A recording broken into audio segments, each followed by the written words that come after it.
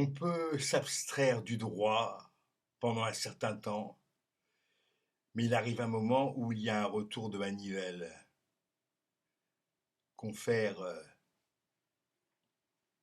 les régimes qui ont tenté des coups de force avec le droit.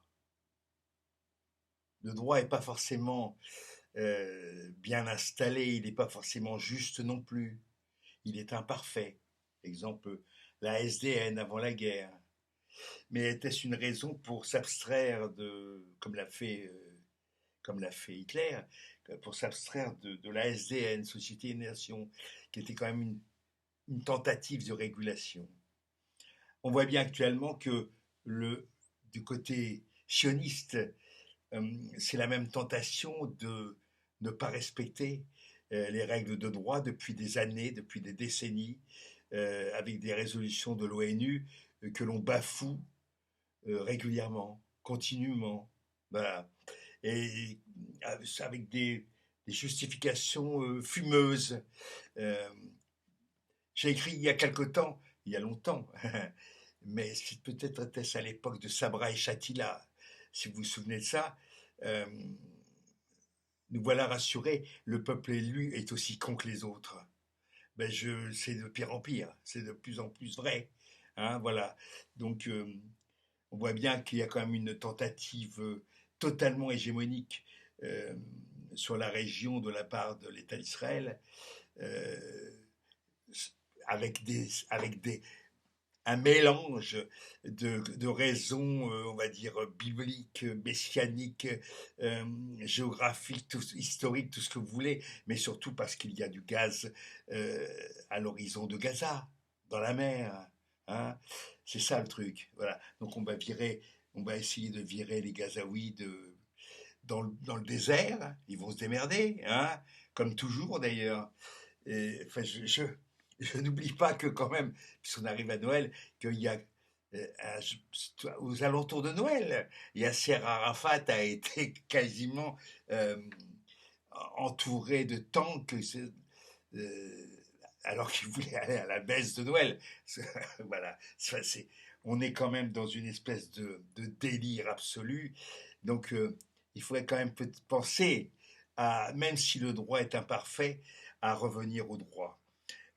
C'est partout. Hein, L'Occident, les États-Unis, Israël, euh, les anciennes puissances coloniales, en fait, hein, euh, sont en train de s'ébrouer dans une sorte de fin de vie dramatique et terrible et mortifère. Bon, ça ne changera rien au fait que l'Occident est condamné. Exactement comme euh, les les mensonges permanents depuis quelque temps, notamment des autorités sanitaires, hein, de toutes les autorités, de Madame von der Leyen, hein, qui ment effrontément, qui se moque totalement avec ses camarades de Pfizer de la réalité des choses. C'est forcément, cela va aboutir à des drames.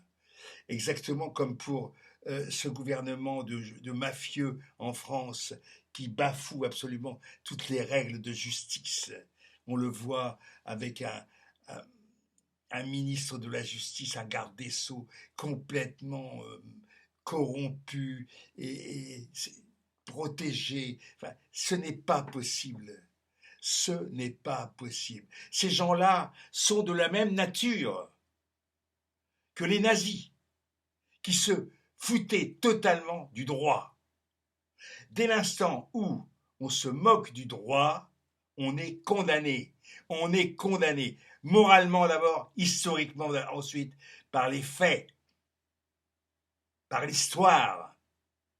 C'est une évidence. On ne peut pas impunément continuer à bafouer les règles du droit. Surtout quand on a soi-même créé ce droit. Voilà, c'est quand même les vainqueurs, entre guillemets, de la Seconde Guerre mondiale qui ont instauré l'ONU.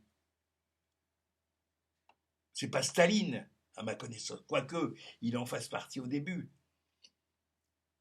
Mais c'est pareil pour Staline, qui se foutait totalement des règles de droit, même dans son propre camp. Ces gens-là sont des condamnés, forcément, ils sont condamnés à rejoindre les poubelles de l'histoire. C'est forcé. On voit bien que l'Occident va être condamné, il est condamné par tous les autres peuples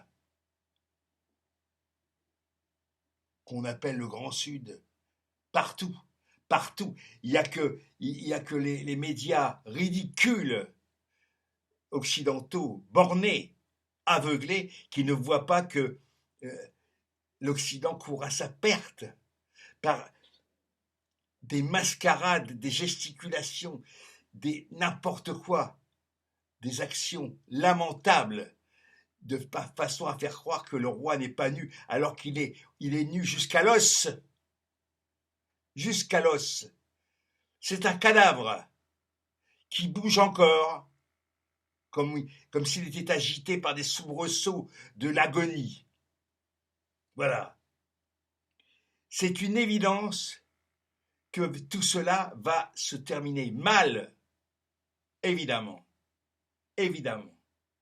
On ne peut pas impunément continuer à nier les règles de droit. Et c'est un anarchiste qui le dit, parce que justement, l'anarchie, ce n'est pas l'absence totale de droit, de justice, d'égalité,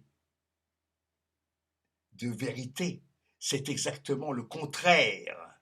C'est davantage de droit, davantage de justice, davantage d'équité, davantage de fraternité, contrairement à toutes ces belles paroles lamentables et hypocrites que nous balancent quotidiennement les valets du pouvoir, les valets des pouvoirs. Ils sont nombreux, y compris en chacun de nous, qu'il faut aller chercher, débusquer, parce que c'est là que ça se tient.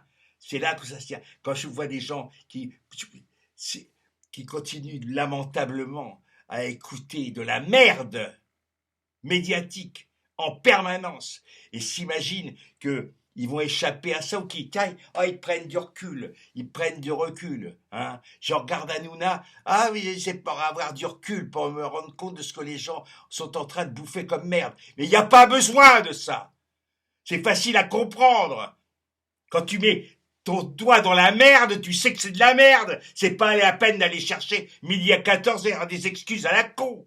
Enfin, faut être sérieux. Donc je dis encore une fois à mes camarades de la France Insoumise, n'allez pas sur les chaînes pourries de Bolloré et autres. N'y allez pas. Laissez-les se démerder. Laissez Mme El Krief se démerder avec sa propre connerie. Voilà. Hasta la Victoria.